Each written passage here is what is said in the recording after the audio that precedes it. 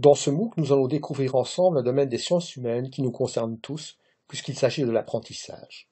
Plus précisément, nous allons nous intéresser aux modèles qui permettent de mieux comprendre comment nous apprenons, mais aussi à la façon de favoriser l'apprentissage chez autrui, c'est-à-dire aux stratégies d'enseignement. Dans nos cours à l'université, nous avons l'habitude d'interroger les étudiants sur la manière dont ils perçoivent l'apprentissage en leur posant des questions telles que « Qu'évoque pour vous, de positif ou de négatif, le fait d'apprendre ? Quand dites-vous que vous avez appris quelque chose ? Dans quel contexte pensez-vous le plus souvent apprendre ? Quelles sont vos expériences d'apprentissage les plus enrichissantes, celles dont vous vous souvenez le mieux ? » Des réponses à ces questions émergent dans un premier temps des conceptions assez figées de l'apprentissage liées à l'expérience scolaire des uns et des autres, mais aussi par la suite des points de vue plus originaux qui montrent que l'apprentissage constitue une activité qui fait partie intégrante de la vie, et cela dès le plus jeune âge. Ainsi, l'être humain apprend tous les jours, depuis sa naissance jusqu'à la fin de sa vie. On sait aujourd'hui que, pendant la grossesse, le fœtus est déjà doté de capacités d'apprentissage. Il apprend par exemple à reconnaître la voix de ses parents. On apprend dans différents contextes. Tout d'abord en classe, avec un maître, dans des locaux modernes et bien aménagés. Mais aussi dans des salles de classe ouvertes à tout vent et recouvertes de tôle ondulée ou de feuilles de palmier ou encore sous le manguier, de sorte que tout enseignement sérieux devient rapidement impossible lorsque la tempête sévit.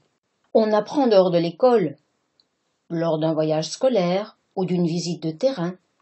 Ou encore en milieu de travail, dans des ateliers intégrés dans les établissements scolaires, ou directement dans l'entreprise, dans le cadre de ce qu'on appelle la formation en alternance.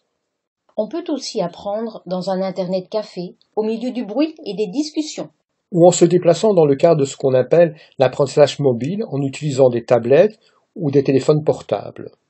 On apprend en rue. Les jeunes des banlieues qui refusent l'école sont capables de concevoir des programmes informatiques parfois très complexes. Les enfants des rues au Brésil peuvent réaliser des calculs sans erreur dans le cadre des petits commerces qui leur permettent de survivre alors qu'ils n'ont jamais été scolarisés. L'individu apprend une foule de choses sans s'en rendre compte. On parle dans ce cas d'apprentissage incident ou non intentionnel. Certains savoirs fondamentaux comme marcher, parler, faire du vélo sont appris d'une manière très naturelle. Même si d'autres formes d'apprentissage sont aujourd'hui reconnues et étudiées, c'est l'apprentissage scolaire classique qui reste la forme de référence et aussi celle qui est la plus largement diffusée. Pourtant, de nombreuses critiques lui sont adressées, liées notamment au fait qu'il continue à privilégier la transmission des connaissances de l'enseignant vers l'élève, plutôt que la construction des connaissances par les élèves eux-mêmes. Que l'apprentissage en classe est fortement contraint par les programmes, les emplois du temps, les examens. Et de ce fait, l'apprentissage perd toute spontanéité et est vécu comme détaché des expériences de la vie courante. Que l'élève a peu de possibilités pour choisir ce qu'il veut apprendre. Il n'est généralement pas motivé pour apprendre ce qu'on veut lui faire apprendre. Pour remédier à des difficultés associées à la forme scolaire classique, les initiatives n'ont pas manqué. Des pédagogues comme Célestin Freinet, Édouard Claparède, John Dewey, Maria Montessori, Ovid de Crowley, Rudolf Steiner et beaucoup d'autres ont mis en place avec plus ou moins de succès des écoles qui s'inspirent de près ou de loin des modèles d'apprentissage que nous allons étudier dans ce cours.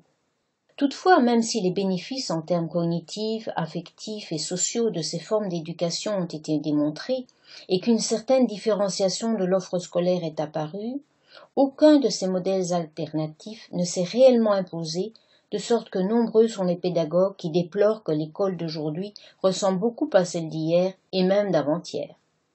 Dans le monde de l'éducation, les idées nouvelles, même lorsqu'elles sont appuyées par des preuves tangibles de leur efficacité, ont du mal à s'imposer, ou restent réservées à la scolarisation des élèves qui ont révélé des difficultés spécifiques, ou des aptitudes hors du commun, ou encore à ceux dont les parents s'impliquent le plus dans l'éducation de leurs enfants, au point d'accepter d'y consacrer une partie substantielle de leurs revenus.